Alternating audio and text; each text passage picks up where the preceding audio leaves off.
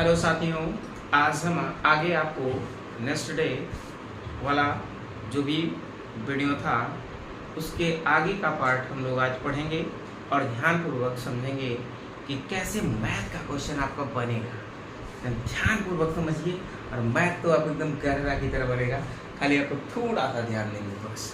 ठीक, आप लोग पढ़ रहे थे शेषफल प्रमेय। क्या पढ़ रहे थे? शेषफल प्रमेय।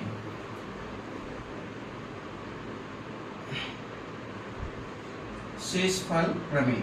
शेषफल प्रमेय में आप लोगों ने क्या देखा था? आप लोगों ने शेषफल प्रमेय में देखा था कि भाजक, भागफल और भाजक, भागफल, भाज्य और शेष, इन बातों पे हम लोग चर्चा कर चुके थे। आज उसी पे एक क्वेश्चन आप लोग लगाइए, फिर हम क्वेश्चन का लेवल आगे बढ़ाते हैं। लिखिएगा, भाग के एक प्रश्न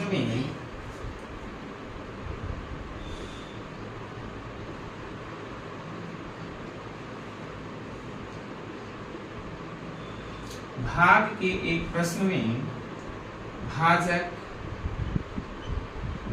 भागफल का 5 गुना एवं शेषफल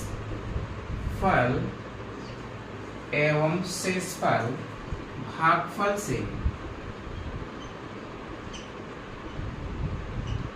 27 अधिक है।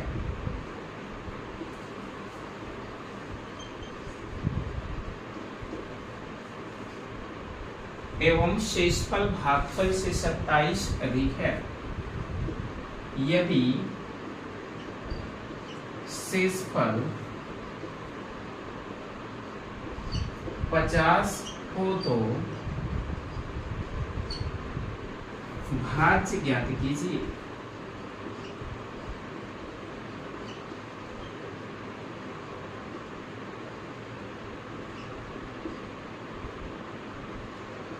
भाज्य ज्ञात कीजिए।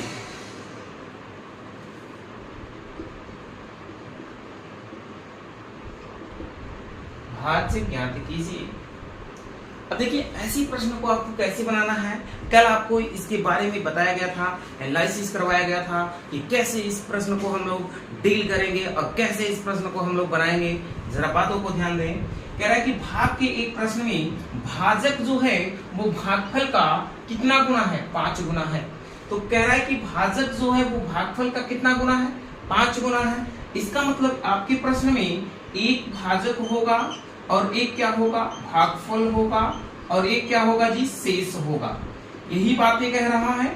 कह रहा है कि भाग के एक प्रश्न में भाजक जो है वो भागफल का कितना गुना है? 5 गुना है। कौन 5 गुना है? भाजक। किसका? भागफल का। अगर हम लोग भागफल को x मान लें तो इसका मतलब ये कितना होगा जी? 5x होगा। होगा कि नहीं होगा? अब आगे क्या कह रहा है, जरा आगे की बातों को समझो। कह रहा है कि शेषफल जो है ना वो कितना है? 50 है। तो शेषफल को हम लोग कितना लिखेंगे? 50 लिखेंगे। कह रहा है कि एवं शेषफल भागफल से 27 क्या है? अधिक है। कौन अधिक है? शेषफल अधिक है। किससे अधिक है? भागफल से। तो इसका मतलब है ये शेषफल जो आपका है यह किससे अधिक है?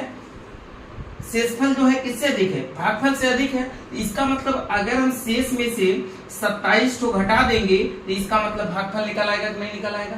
निकल आएगा। 50 में से 27 घटाएंगे तो x की वैल्यू जो आएगा वो कितना आएगा जी? 23 आएगा। अब x की वैल्यू 23 आ गया तो 5x की वैल्यू कितना हो जाएगा? 5 से गुणा कर देंगे, 5 3 15, 5 दूनी 10 11, अर्थात भाजक जो होगा वो कितना होगा? 115 होगा।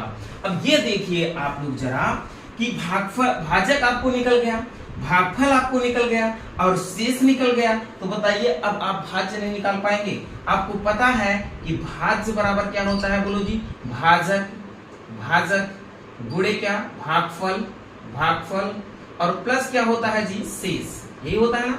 तो इसके अकॉर्डिंग अब हम लोग देखते हैं कि हमारा भाजक कितना है? 115 है। और ये बताइए भागफल कितना है? 23 है। और शेष कितना है? 50 है। अर्थात अगर अब आप 115 का गुणा 23 में करेंगे तो कितना आएगा? 26 45 आएगा। 26 45 में अगर आप 50 जोड़ देंगे तो कितना हो जाएगा 26 95। यही आपके लिए राइट आंसर होगा। ठीक, ऐसे प्रश्न अब आप लगा सकते हैं, हमको पूर्ण विश्वास है। और प्रिंट करिए, आगे बढ़िए। अब आज आपको हम स्पेशल क्वेश्चन कुछ देते हैं, वीआईपी क्वेश्चन, जो आपके परीक्षा में सेम क्वेश्चन टकरार होंगे। यह क्वेश्चन को आप ध्यान में रखें। ठीक, पहला क्वेश्चन लिखेंगे, दो क्रमागत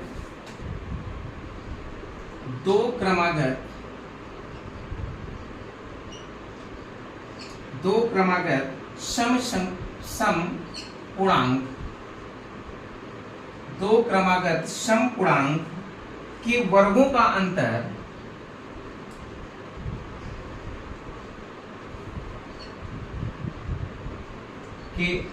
का अंतर निम्नलिखित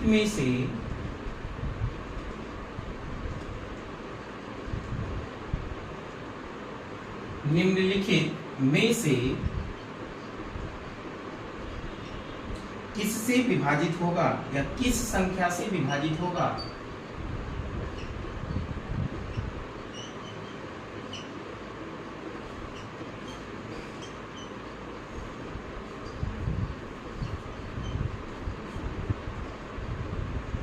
किससे विभाजित होगा या किस संख्या से विभाजित होगा। जरा क्वेश्चन को ध्यान में रखें।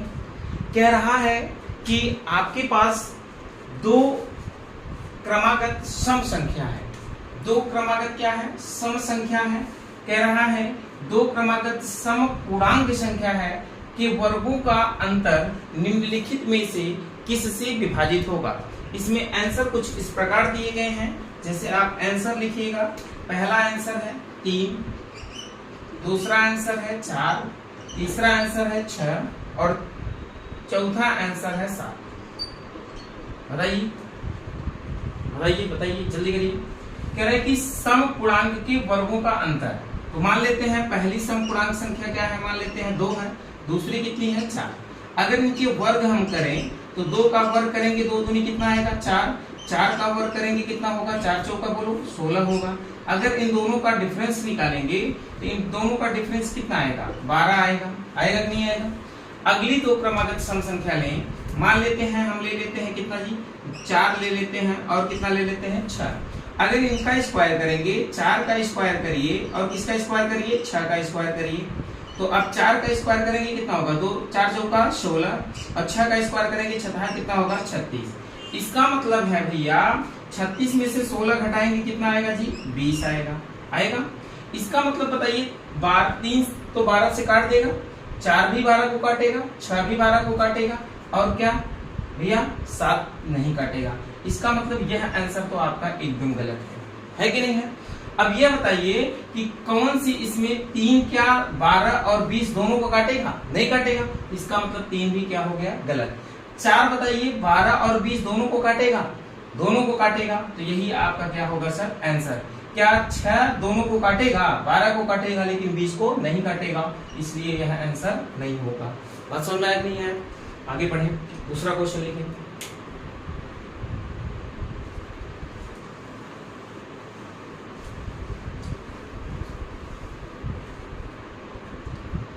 ऐसे ही आपका एक क्वेश्चन और लिखें आप।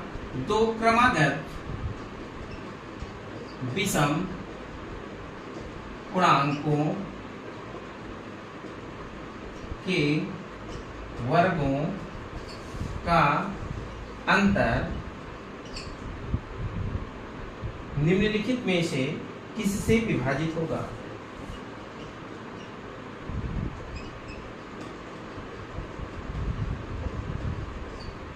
निम्नलिखित में से किस संख्या से विभाजित होगा।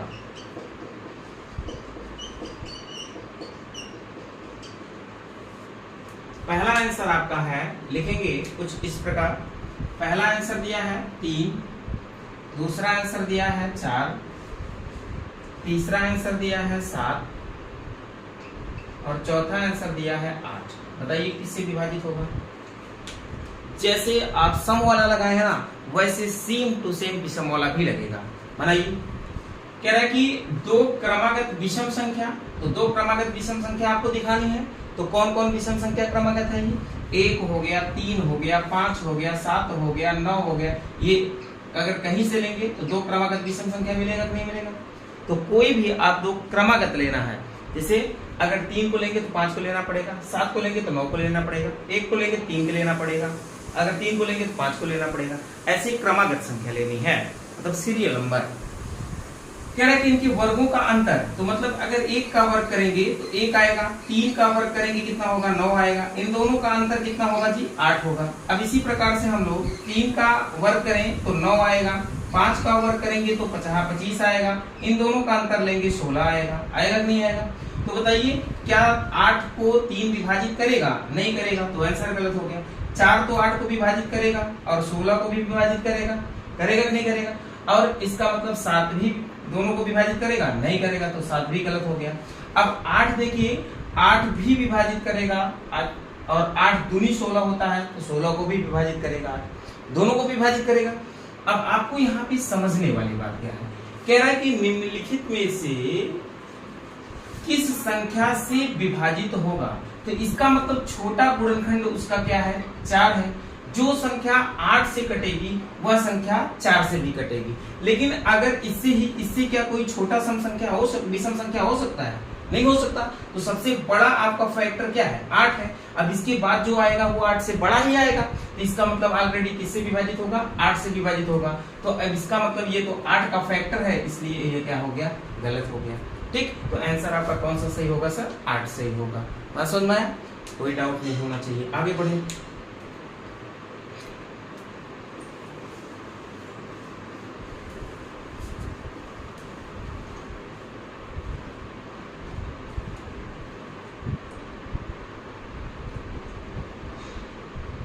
यदि n एक प्राकृतिक संख्या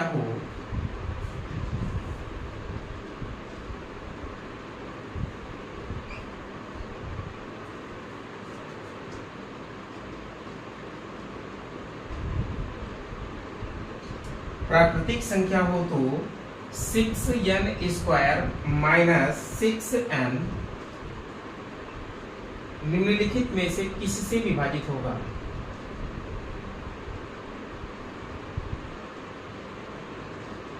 निम्नलिखित में से किससे विभाजित होगा? अगला क्वेश्चन लगाएं। कह रहा कि यदि n एक प्राकृतिक संख्या हो तो n 6n² माइनस 6n निम्नलिखित में से किससे विभाजित होगा? आंसर आपको दे रहे हैं हम। आंसर लिखेंगे, पहला आंसर केवल 6, दूसरा आंसर लिखेंगे 6 या 6 और लिखे या नहीं, या और लिखें या तथा लिखें, 12 दोनों। तीसरा आंसर लिखेंगे केवल 12, चौथा आंसर लिखेंगे केवल 8 या 18, कुछ भी बोलिए, जल्दी करिए, क्वेश्चन बन जाना चाहिए। कह रहा है यदि n एक प्राकृतिक संख्या है हो तो कह रहा है 6n² माइनस 6n निम्नलिखित में से किससे विभाजित होगा? प्राकृतिक संख्या का मतलब भैया n का मान कुछ भी हो सकता है, जैसे n का मान या तो 1 हो सकता है, 2 हो सकता है, 3 हो सकता है, 4 हो सकता है, 5 हो सकता है, 6 हो सकता है, ऐसे डाटा इनफाइनाइट तक कुछ भी हो सकता है। तो अब आपको कहना है कि इसमें भैया निम्नलिखित में से किससे विभाजित है, आपको बताना है। तो आपको n के स्थान पे मान रखना पड़ेगा। जैसे 6n² माइनस 6n है कि नहीं? पहले हम लोग 1 रखते हैं, 1 रख के इसके लिए देखते हैं तो क्या होता है कि 6 गुणे 1 का स्क्वायर माइनस 6 गुणे 1 ये होगा। इसको हल करेंगे तो 1 का स्क्वायर करेंगे 1 ही होगा, 6 का गुणा 1 में करेंगे 6 और ये 6 का गुणा 1 में करेंगे 6, अर्थात घटा देंगे किससे? 0 से। तो अब पहली संख्या आपकी क्या आई? 0 वाली। अब दूसरा n का मान हम लोग रखते हैं 2 रख के देखेंगे तो 6 गुणे 2 का स्क्वायर माइनस 6 गुणे कितना होगा 2, अर्थात इसको हल करेंगे तो 6 गुणे 2 दूनी कितना हो जाएगा 4 माइनस 6 गुणे कितना हो जाएगा 2, 6 चौका कितना हो जाएगा 24 और माइनस 6 दूनी कितना हो जाएगा 12, अर्थात घटा देंगे किससे होगा भैया बोलो 12 से होगा। अब इसके बाद आपको देखना है n के स्थान पे अगर 3 रख के देखते हैं तो किससे कटता है। n के स्थान पे अगर 3 रखेंगे तो अब आपका होगा क्या भैया कि n के स्थान पे 3 रखें माइनस 6 और गुणे क्या हो जाएगा आपका 3, होगा कि नहीं होगा। अब n का स्क्वायर करिए, 3 का स्क्वायर करिए तो क्या होगा 3 त्रिक का 9 होगा, मतलब 6 गुणे 9 और माइनस 6 गुणे कितना होगा 3, 9 छक कितना हो जाएगा 54 और 6 त्रिक कितना हो जाएगा 18, अर्थात घटा देंगे 14 में से 8 गए 6 और 4 में से 1 गए कितना हो जाएगा 3। इसका मतलब कि एक मान आपका 0 आया है, दूसरा मान आपका कितना आया है 12 आया है, तीसरा मान आपका कितना आया है 36 आया है, ऐसे ही आपका मान आता रहेगा। इसका मतलब कि यह संख्या पक्का 12 से विभाजित होगी।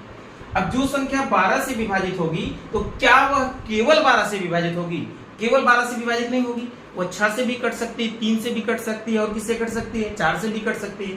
तो क्या 3 और 4 आंसर दिया है, 3 और 4 आंसर नहीं दिया है और 6 दिया है, इसका मतलब 6 और 12 दोनों से कटेगी क्योंकि इसका छोटा फैक्टर आपका क्या है 6 है।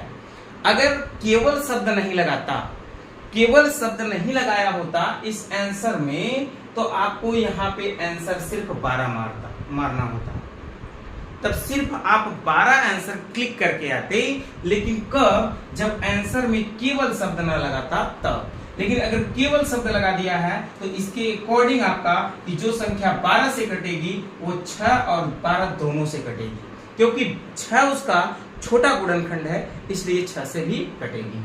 आंसर आपका कौन सा सही होगा 6 तथा 12 दोनों।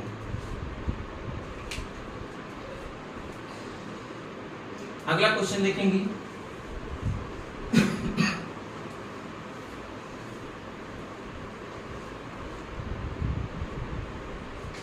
अगला क्वेश्चन लिखेंगे आप लोग,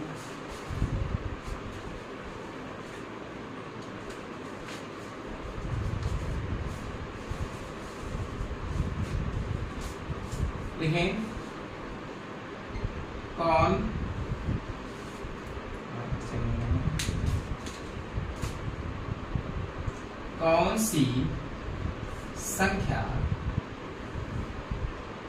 कौन सी संख्या 4 के पावर 61 प्लस 4 के पावर 62 प्लस 4 के पावर 63 प्लस 4 के पावर 64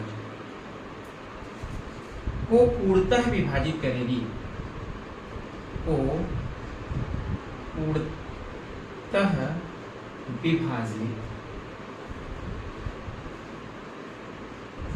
करेगी, पूर्णतः विभाजित करेगी। आंसर आपका कुछ इस प्रकार है, लिखेंगे पहला आंसर 3, दूसरा आंसर 10, तीसरा आंसर आपका 11, चौथा आंसर आपका 13। बनाइए क्या कह रहा है, क्वेश्चन को जरा गौर करें।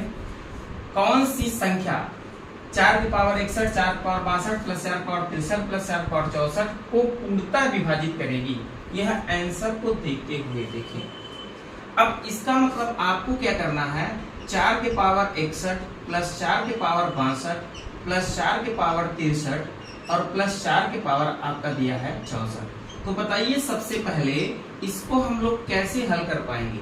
4 का 61 बार गुणा करना आपके लिए मुश्किल बात है कि नहीं है। तो आपको क्या करना है कि इसमें आपका कॉमन क्या वाक्य दिख रहा है। तो अब ये देखेंगे कि 4 के पावर 61 सब में है, तो 4 के पावर 61 हम लोग क्या कर ले, कॉमन लेंगे।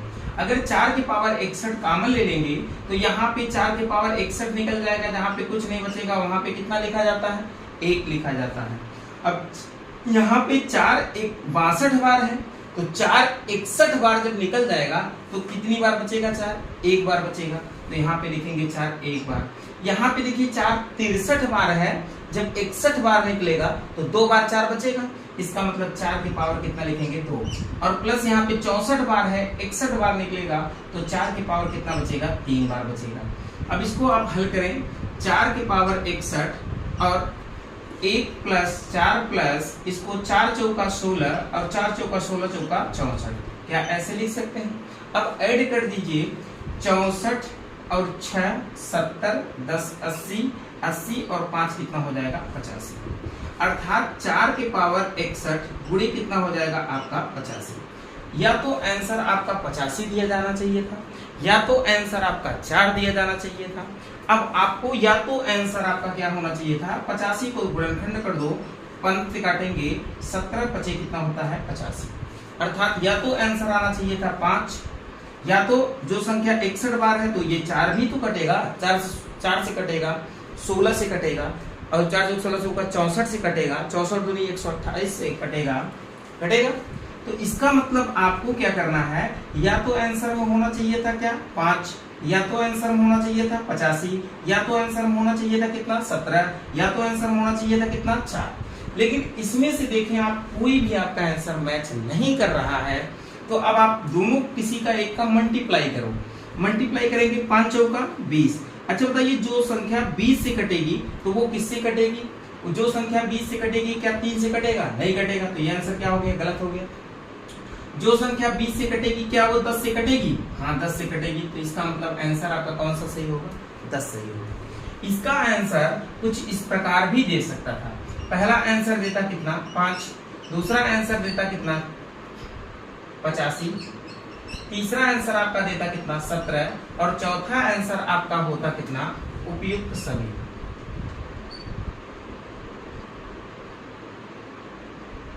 अब बताइए इसके अकॉर्डिंग आंसर क्या लगाएंगे?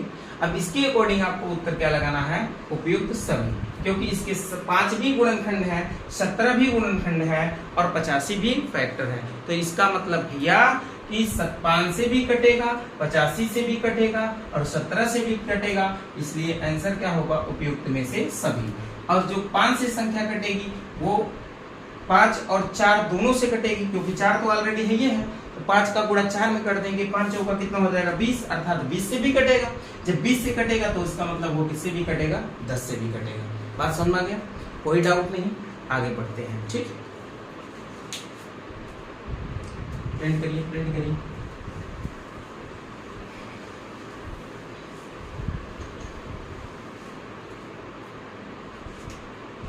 लिखेंगे 49 के पावर लिखें 15 माइनस 1 निम्न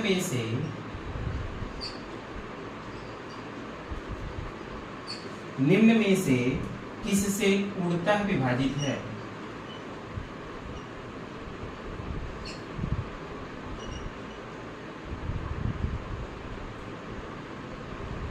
किससे पूर्णतः विभाजित है?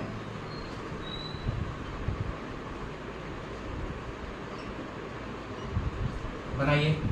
आंसर आपका कुछ इस प्रकार दिया है, पहला आंसर लिखेंगे आप 8, दूसरा आंसर लिखेंगे 14, तीसरा आंसर लिखेंगे 50, चौथा आंसर लिखेंगे 51। बनाइए, जल्दी करिए, जल्दी करिए, भाई तुम करदा की तरह।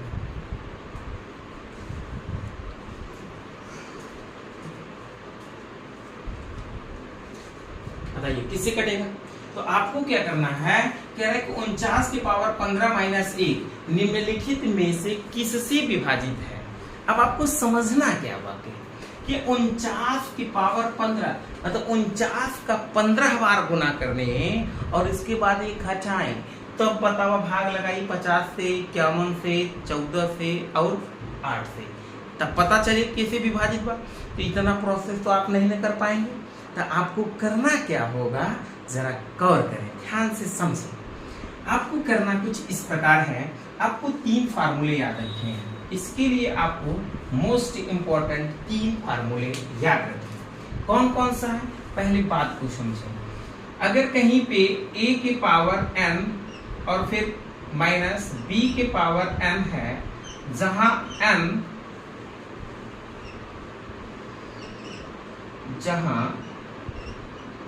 n सम संख्या है, जहां n सम संख्या है।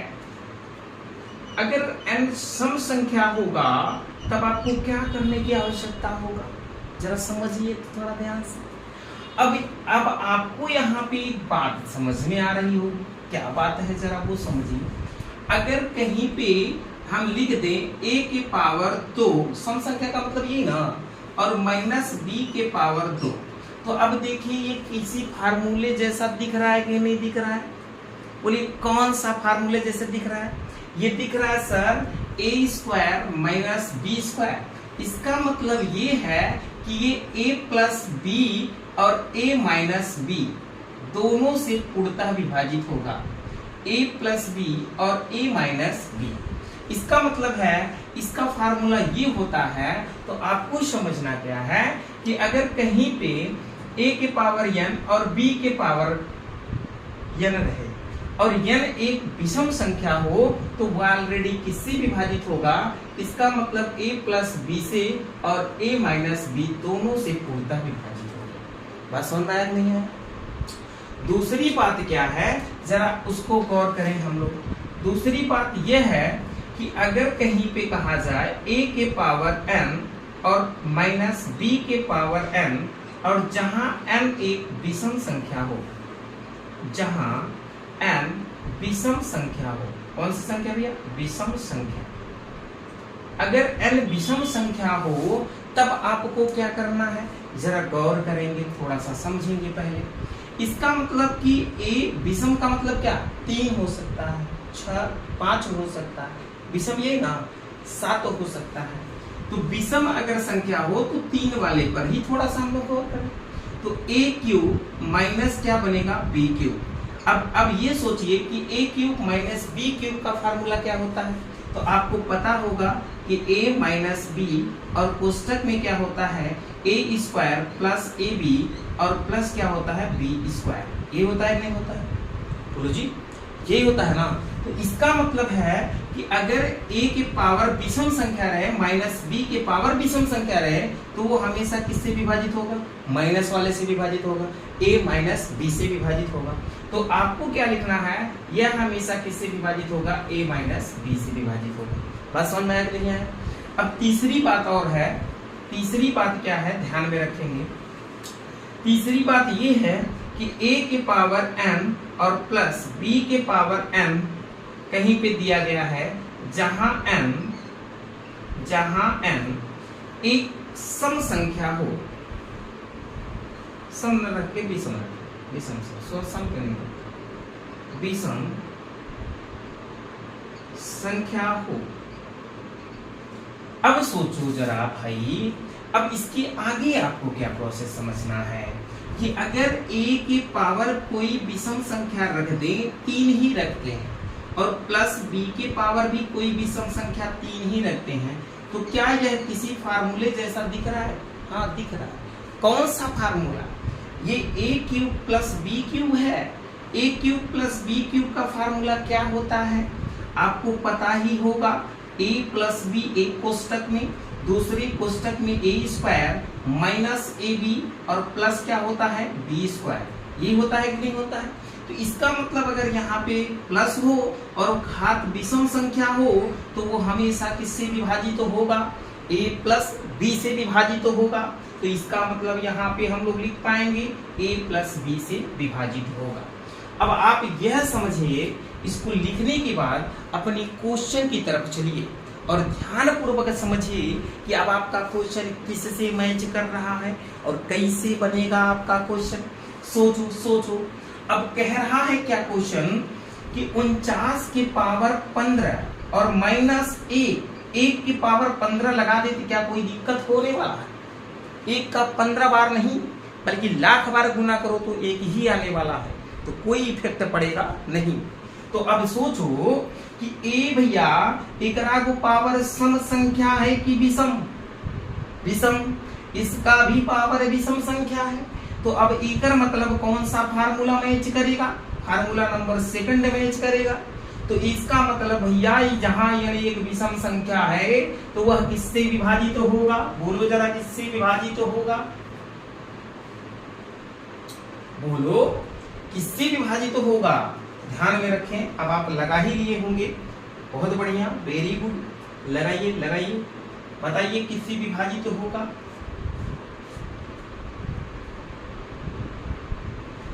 जल्दी करें, जल्दी करें, बनाए बनाए, बनेगा ही बनेगा, ध्यान रखो, बनेगा, आप सोचो।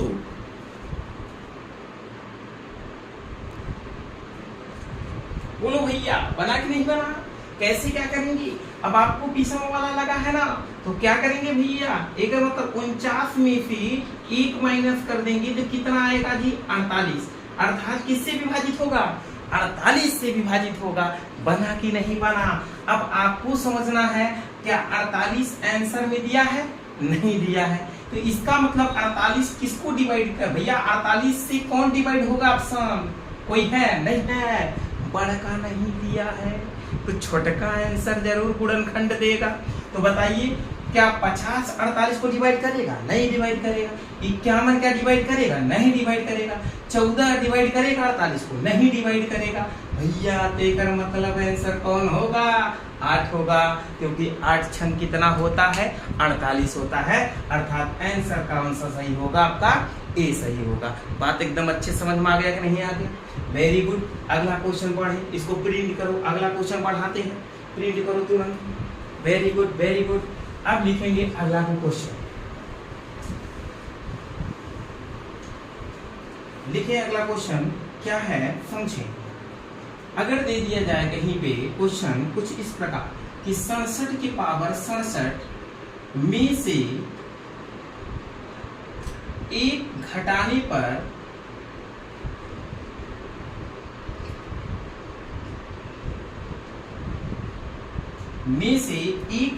पर किससे विभाजित होगा?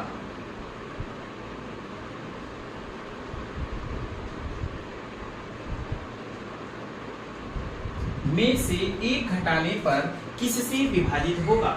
बना दीजिए इस क्वेश्चन को। ये क्वेश्चन बन जाना चाहिए आपका, किसी भी कीमत पे बन जाना चाहिए।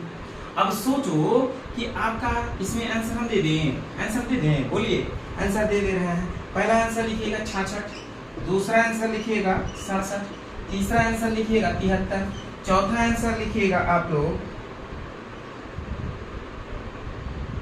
चौथा आंसर लिख लीजिएगा 68।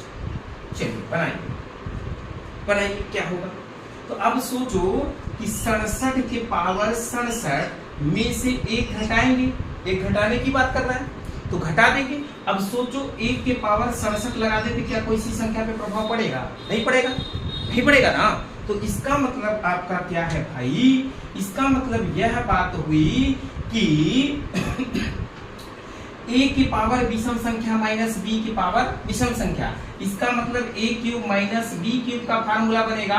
तो इसका क्या होता है? a माइनस b और अगले कोष्टक में a square plus ab plus b square. ये होता ना। इसका मतलब ऑलरेडी ये किससे विभाजित होगा? a माइनस b से। इसका मतलब ये किससे विभाजित होगा? 67 माइनस 1 बराबर किससे विभाजित होगा जी? 66 से। अर्थात आंसर कौन सा सही होगा? आपका पहला सही होगा। बात समझ में आ गया कि नहीं आ गया? कोई डाउट नहीं होना चाहिए। अगला एक क्वेश्चन और लिखे इसी बात पे, एक क्वेश्चन और लिखे क्वेश्चन लिखेंगे कि 17 के पावर 113 प्लस 12 के पावर 113 किससे विभाजित है?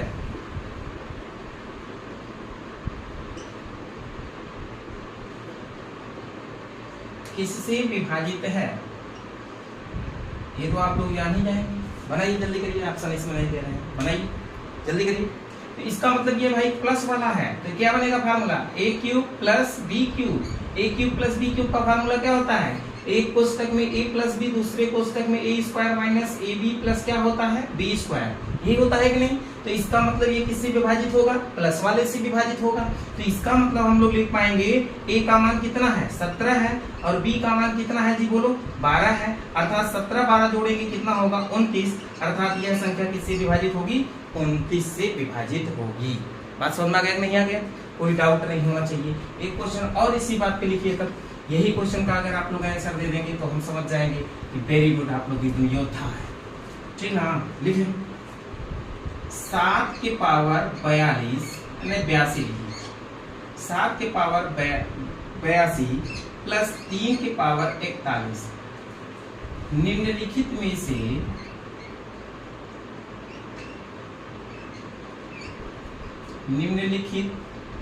से किससे विभाजित है?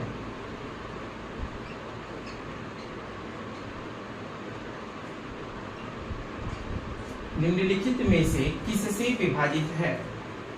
आंसर दे दिया जाता है। पहला आंसर 70, दूसरा आंसर 10, तीसरा आंसर 4, चौथा आंसर आपका दिया जाता है कुछ इस प्रकार।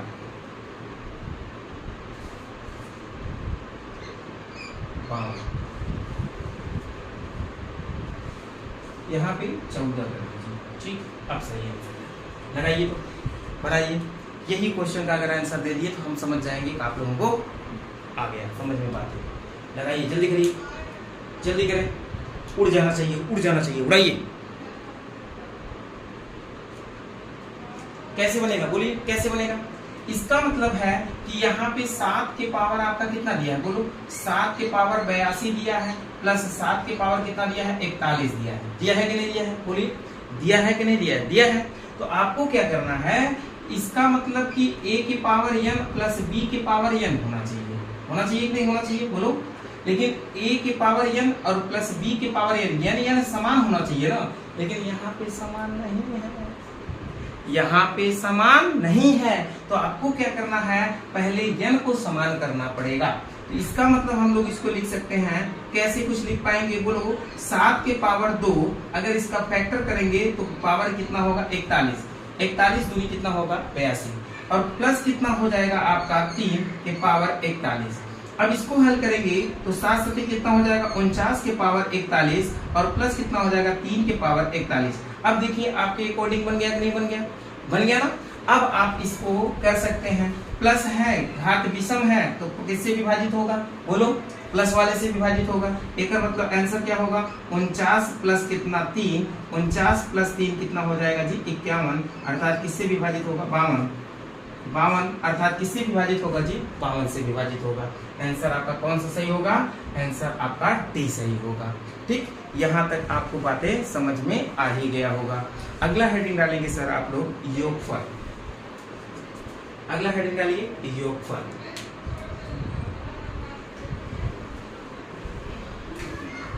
अगला हेडिंग योगफल डालेंगे। योगफल में लिखेंगे कुछ बातें आपके लिए इंपॉर्टेंट है कि योगफल में हम लोग क्या करेंगे? योगफल, योगफल में कुछ फार्मूले महत्वपूर्ण है जो लिखिए आप लोग। प्रथम n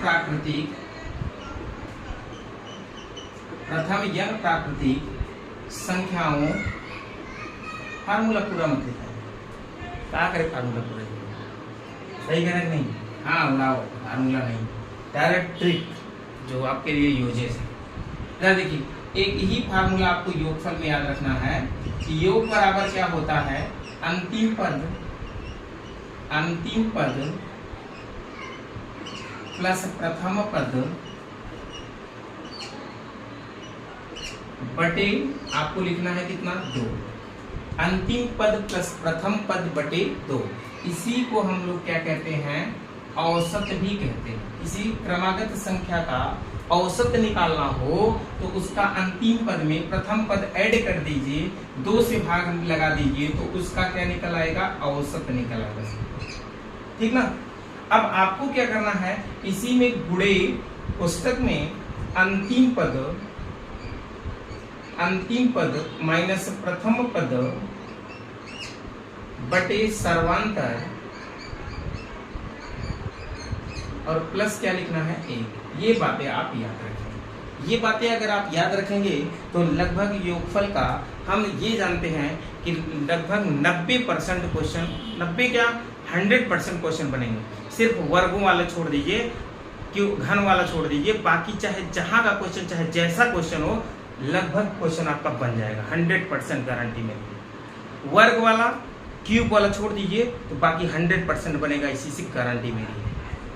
अब याद रखें, कैसा भी योगफल हो चाहे जैसा, ये योगफल का फार्मूला है। अब यहाँ पे दो बातें और आपको याद रखनी है, सुनिएगा ध्यान से, कि अगर भैया अगर पदों की संख्या पूछ ले तो ये वाले जो पार्ट होते हैं ना, ये आपके पदों की संख्या होती है। क्या होती है? पदों की संख्या।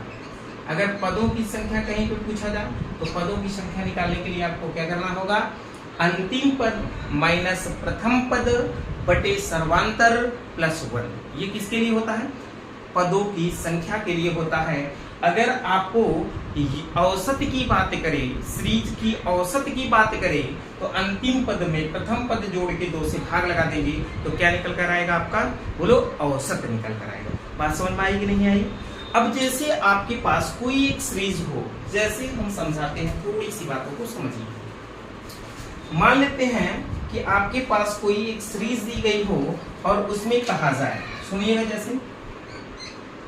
जैसे सीरीज दे दिया गया है 8, 15, 22 dot dot dot dot dot dot dot का 27वां पद क्या होगा? अगर इस क्वेश्चन को बनाना है तो बताइए आपको क्या करना होगा? बोलो, इस क्वेश्चन को बनाने के लिए आपको क्या करना पड़ेगा? सोचो। इस सीरीज को बनाने के लिए इसका कौन सा पद पूछा है भैया? 27वां पद पूछा है। तो बोलिए क्या करेंगे हम लोग? 27वां पद निकल आए इसका मतलब इसमें पदों की संख्या निकालना है। पदों की संख्या तो ऑलरेडी दिया ही है, 27वां पद दिया है कि नहीं दिया है? कुल कितने हैं पदों की संख्या? तो आप यही वाला फार्मूला लगाइए कि पदों की संख्या बराबर आपका होता है अंतिम पद को L से लिखते हैं, ठीक है? प्रथम पद माइनस प्रथम पद को A से और सर्वांतर को D से दर्शाते हैं और प्लस कितना होगा? 1 होगा। बात समझ में आया कि नहीं है? अब आपको क्या करना है? 27वां पद पूछा है ना, तो पदों की संख्या ऑलरेडी कितना दिया गया है? 27 दिया गया है। अब ये बताइए अंतिम पद 27वां पद कौन सा होगा? तो वही अंतिम पद 27वां पद होगा। तो इसका मतलब अंतिम पद आपको ज्ञात करना है। माइनस A प्रथम पद 8 है और बटे सर्वांतर, इनके पदों के बीच का अंतर कितना है जरा देखिए। 15 में से 8 घटाएंगे कितना आएगा? 7, और 22 में से 15 घटाएंगे कितना आएगा? 7। तो इनकी सर्वांतर कितने का हो रहा है? 7 का हो रहा है। तो बटे 7 लिखेंगे और प्लस कितना लिख देंगे? 1 लिख देंगे। क्या इसमें किसी बंदे को कोई डाउट है? मेरे योद्धाओं को डाउट है? मेरे वीरों को डाउट है? तो बता सकते हैं, विदाउट टेंशन। अब इधर देखो, 7 का गुणा 7 में करेंगे, 7 सती कितना हो जाएगा? 49। 7 का गुणा 2 में करेंगे, 7 दूनी 14। 14 और 4 कितना हो जाएगा भैया? 18। और बराबर कितना हो जाएगा? बोलो, L अंतिम पद और प्रथम पद कितना है जी? 8 है। तो यहाँ A के स्थान पे प्रथम पद 8 आप दिखा सकते हैं और माइनस कितना? 8 और बटे एलसीएम लेंगे तो प्लस कितना हो जाएगा आपका? ये 7 होगा कि नहीं होगा? नहीं समझ नहीं समझ में आया होगा तो एक बार थोड़ा सा और समझ लो। एक इधर प्लस है ना, इधर लाएंगे तो माइनस हो जाएगा। तो 27 में से 1 घटा देंगे कितना हो जाएगा? 26 हो जाएगा। तो इधर लिख दो भैया कितना? 26 और बराबर कितना? L माइनस 1 बटे कितना? 7। ये होगा कि नहीं होगा? बोलिए, होगा कि नहीं होगा? होगा ना। फिर आगे बढ़ेंगे। अब सोचो अब इधर का इधर मल्टीप्लाई कर देंगे। मल्टीप्लाई करेंगे 7 6 कितना हो जाएगा? 42। 42 का 2 हासिल वाला कितने का? बोलो, 4 का। 7 दूनी 14, 14 और 4 कितना हो जाएगा? 18। बराबर क्या हो जाएगा? L माइनस 8 होगा कि नहीं होगा? तो बताइए 8 इधर लाएंगे तो जुड़ जाएगा। तो L बराबर आपका कितना हो जाएगा? 8 जोड़ देंगे कितना हो जाएगा? 190। अर्थात इसका 27वां पद कितना होगा आपका? 190 होगा। बात समझ में आ गया कि नहीं आ गया? कोई डाउट? इसमें डाउट आपको होना ही नहीं चाहिए। पदों की जो संख्या दिया है उसमें पदों की संख्या के स्थान पे लिखेंगे और अंतिम पद आपको निकालना है। और प्रथम पद आपका दिया है A 8 और उसके बाद सर्वांतर आपका कितना है जी 7 लिखेंगे और सॉल्व कर देंगे, आपका आंसर आ जाएगा। ठीक है, जैसे ये तो हुआ आपका पदों की संख्या। अब इसी में थोड़ा सा क्वेश्चन और उलझा दे, कुछ इस प्रकार क्वेश्चन पूछे, इसको लिखिए। वेरी गुड मेरे योद्धाओं, मेरे वीरों, ऐसे जुनून बना के पढ़ो, मार दो बिहार में एक सीट फिक्स हो जाए, एक सीट तुम्हारे नाम, ऐसे होना चाहिए जुनून ना। चलिए आगे बढ़ते हैं, दिखाते हैं चलवा आपने आगे। अगर श्रेणी कुछ इस प्रकार दी जाए, श्रेणी 3, 6, 12, 24 और दे दिए जाए 48, dot dot dot dot dot dot in अगर दे दिया जाए 384 में कुल कितने पद हैं?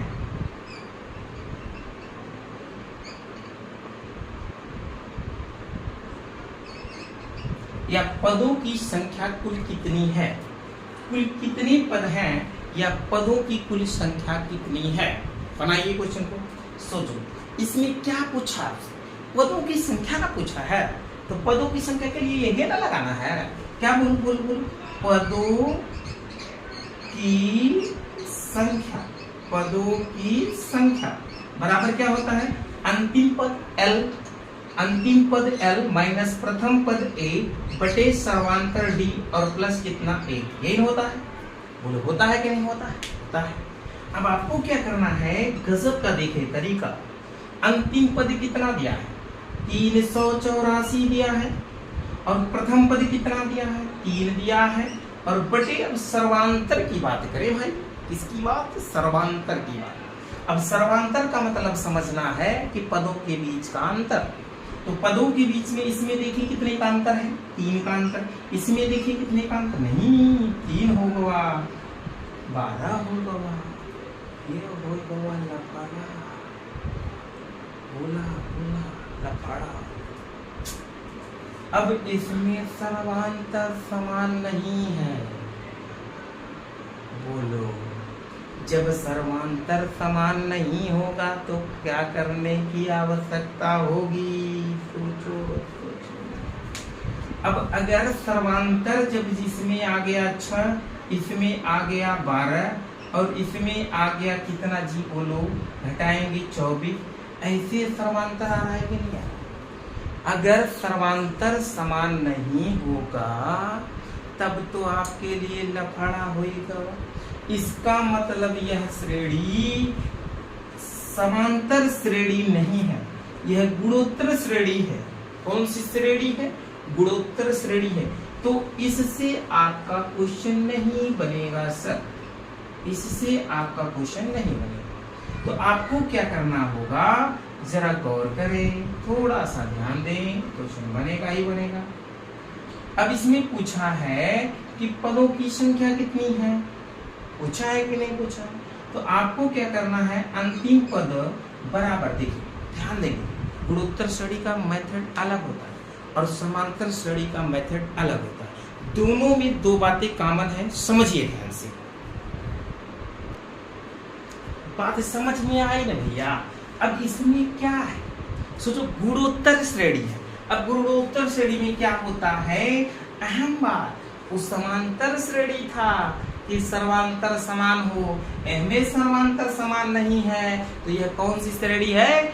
गुणोत्तर श्रेणी है। तो गुणोत्तर श्रेणी में होता है कि अंतिम पद और होता है क्या, a r के पावर n-1, ये क्या होता है? गुणोत्तर श्रेणी वाला। तो इसका मतलब a का l का मतलब अंतिम पद, l का मतलब अंतिम पद, a का मतलब प्रथम पद, r का मतलब सर्वांतर और n का मतलब होता है आपका क्या भैया, पदों की संख्या, पदों की संख्या। अब बताइए क्वेश्चन बनेगा कि नहीं बनेगा? अब तो क्वेश्चन बन ही जाएगा, इसको प्रिंट करें। अब देखिए क्वेश्चन में क्या क्या है, सुने अहम बात क्या है। अब आपका दिया गया है भैया, अंतिम पद कितना दिया है बोलो? अंतिम पद 300 कितना है? 84 है। और प्रथम पद कितना दिया गया है? 3 दिया गया है। आर, आर का मतलब समांतर, अर्थात समांतर का मतलब है इसके बीच के अंतर। मतलब भैया डिवाइड करते हैं समांतर निकालने के लिए कि डिवाइड कैसे करते हैं, सुनिए सुनिए सुनिए। समांतर आर निकालने के लिए अगले वाले पद में उसके पिछले वाले पद से भाग करते हैं, 3 दूनी 6, या आप 12 में 6 से भाग करिए, 6 दूनी 12, या आप 48 में किससे भाग करिए, 24 से भाग करिए, 24 दूनी 48। देखो अब समांतर समान आ रहा है कि नहीं आ रहा है? तो ये कौन सा श्रेणी है, गुणोत्तर श्रेणी है। तो इसका मतलब इसमें r की वैल्यू जो होगी वो कितनी होगी, 2 के पावर m माइनस कितना रखेंगे, 1, क्योंकि m का मतलब पदों की संख्या, यही आपको निकालना है। तो अब आपको समझना क्या है, सुनिए, इसको 3 से काट दे, क्या कट जाएगा, 3 एकम 3 और 3 दूनी 6, बचेगा 2, 3 अठे 24। इसका मतलब हम लोग लिख पाएंगे 128 बराबर 2 के पावर n माइनस क्या लिख पाएंगे, 1। लिख पाएंगे कि नहीं लिख पाएंगे?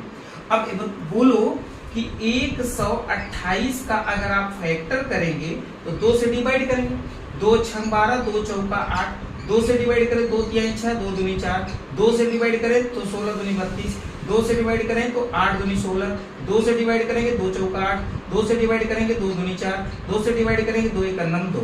अर्थात ये बताइए कि 2 कितनी बार आया है, 2 1 2 3 4 5 6 7, 2 कितनी बार आया है जी, 7 बार आया है। तो इसको हम लोग कुछ इस प्रकार लिख सकते हैं कि क्या लिख सकते हैं, बोलो, लिख सकते हैं कि 2 के पावर 7 बराबर 2 के पावर n माइनस 1। लिख सकते हैं कि नहीं लिख सकते हैं, बोलो जी, लिख सकते हैं। अब ये सोचिए कि इनका क्या है, आधार समान है तो घात भी आपस में क्या होगा, समान होगा।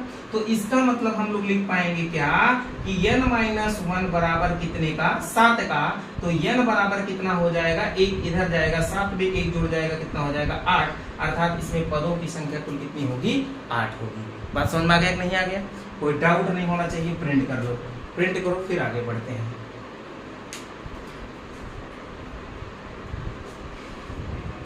हो गया? ये क्या है, गुणोत्तर श्रेणी। कौन सी श्रेणी, गुणोत्तर श्रेणी। Very good. जैसे एक क्वेश्चन आप लोग लगाइए, अब हम बताएंगे नहीं कि सर्वांतर पे दे रहे हैं कि गुणोत्तर पे दे रहे हैं, आप लोगों को लगाना है और बनाइए क्वेश्चन। देखिए 7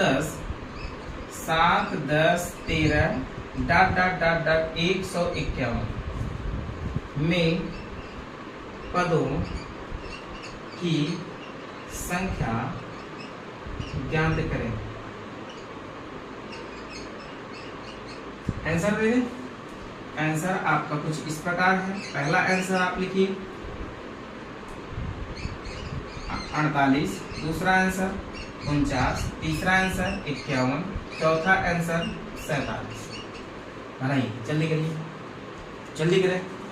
उड़ जाना चाहिए, उड़ना चाहिए, बस इतना जाना। पदों की संख्या पूछा तो ये तो सिंपल है। ये तो ये देखिए, पहले इसमें कितने का अंतर है, 3 का। इसमें भी कितने का अंतर है, 3 का। ये कौन सा श्रेणी है, बोलो, समांतर श्रेणी है। समांतर श्रेणी होगा तो यही वाला फार्मूला लगेगा। गुणोत्तर होगा तो क्या लगेगा, बोलो। गुणोत्तर वाले में L बराबर क्या है, A R के पावर n माइनस 1। ये गुणोत्तर श्रेणी में लगेगा और समांतर श्रेणी में तो आपका यही लगेगा। तो समांतर श्रेणी है, तो अब इसमें पदों की संख्या निकालना है। तो पदों की संख्या, पदों की संख्या बराबर क्या होगा, बोलो, कि पदों की संख्या बराबर अंतिम पद 151 माइनस प्रथम पद कितना है, 7 बटे सर्वांतर कितने का है जी, 3, और प्लस कितना हो जाएगा, 1। अब डिवाइड करिए, इसमें से घटाइए। इसका मतलब 50 में से अगर 6 घटा दें हम लोग तो कितना आएगा, 100 आएगा 44। ये रहेगा। 50 में से अगर 6 घटाएंगे तो कितना आएगा, 44 आएगा। तो इसका मतलब 144 होगा, और बटे कितना हो जाएगा, 3, और प्लस कितना हो जाएगा, 1। अब इसमें भाई 3 से डिवाइड करिए। 3 चौका 12, बचेगा 2, 3 अठे 24, अर्थात 48 और प्लस 1 हो जाएगा कितना भैया, 48 प्लस 1 बराबर कितना हो जाएगा, 49। अर्थात इसमें पदों की संख्या कितनी होगी, 49। बात समझ में आ गया नहीं आ गया? कोई डाउट नहीं। आगे बढ़े, अगला लिखें, अगला लिखें। हो गया, वेरी गुड। अगर इसी बात पे हम जहां पे पदों की संख्या लिख रहे हैं, यहीं पे दे दें हम ऐसे, कह दें कि डॉट डॉट डॉट इसमें औसत ज्ञात कीजिए। क्या ज्ञात करना है भैया? औसत। तो अब इसी का कहते हैं कि दी गई श्रेणी का औसत बताइए।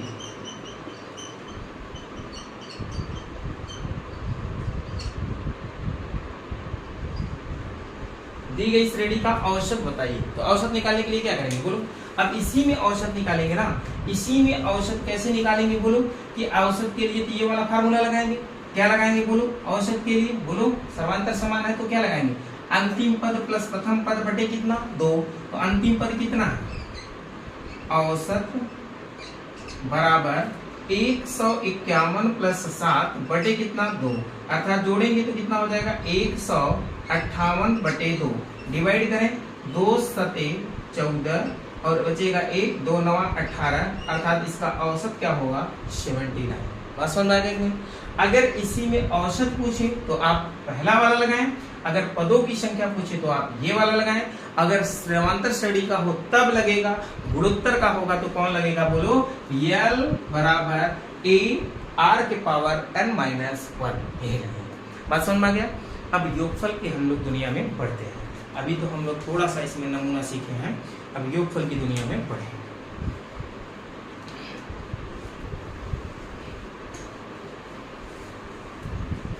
जैसे पहला क्वेश्चन लिखेंगे योगफल में 61 plus 62 plus 63 plus 64 plus dot dot dot dot dot plus 161 का योगफल ज्ञात कीजिए।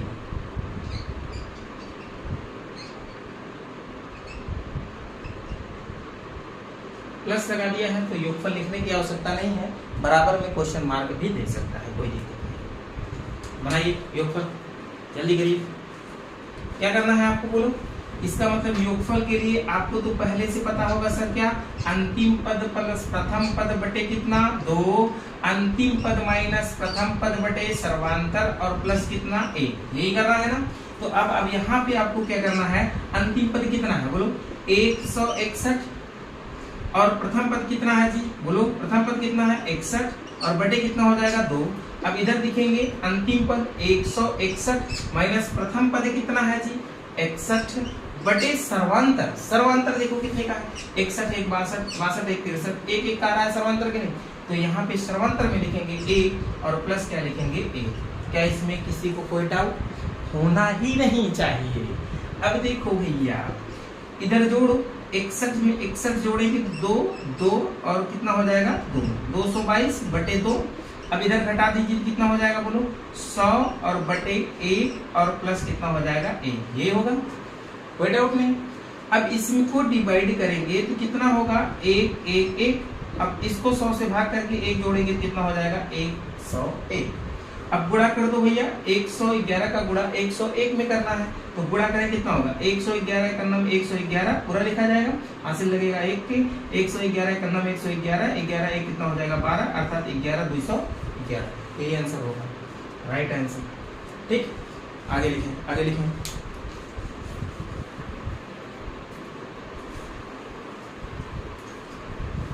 अब आप 7 से 8 क्वेश्चन बना के आइए, फिर मिलते हैं नेक्स्ट वीडियो, ठीक है? क्वेश्चन नंबर 1 कमेंट में इसका आंसर हमको मिलना चाहिए। लिखें 2 plus 4 plus 6 plus dot dot dot dot dot plus 48 का योगफल ज्ञात कीजिए। दूसरा लिखेंगे क्वेश्चन नंबर 2, लिखेंगे 5 plus 7 plus 9 plus dot dot dot dot dot plus 93 का योगफल ज्ञात कीजिए। 97 लिखेंगे, 95 लिखेंगे, योगफल ज्ञात कीजिए। थोड़ा सा सरल आपके लिए हो जाएगा। तीसरा लिखेंगे 100 और 200 के बीच सभी सम संख्याओं का योगफल ज्ञात कीजिए। चौथा लिखेंगे, चौथा लिखें 3 के प्रथम 15 गुणजों का योगफल ज्ञात कीजिए। 3 के प्रथम 15 गुणजों का योगफल ज्ञात कीजिए। पांचवा लिखेंगे, पांचवा लिखेंगे 1 से लेकर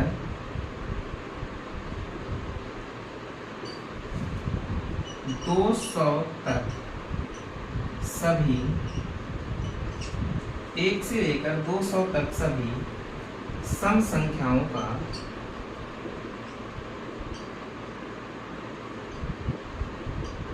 योगफल ज्ञात कीजिए। इसका सभी का आंसर आपको कमेंट में देना है और फिर हम कल जब वीडियो चालू करेंगे तो ये इन सब क्वेश्चन को पहले बता के फिर अगला टॉपिक पढ़ाएंगे। ठीक है, ओके सर, बाय। फिर मिलते हैं नेक्स्ट डे नेक्स्ट वीडियो में।